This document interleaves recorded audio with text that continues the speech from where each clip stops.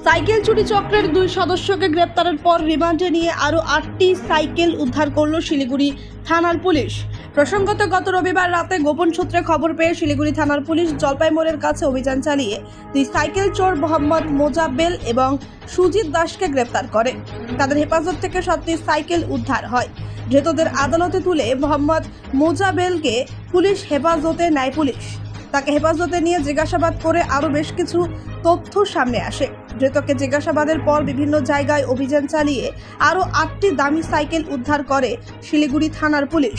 গোটা ঘটনা খতিয়ে দেখে সাইকেলগুলিকে প্রকৃত মালিকের হাতে তুলে দেওয়ার চেষ্টা চালাচ্ছে শিলিগুড়ি থানার পুলিশ।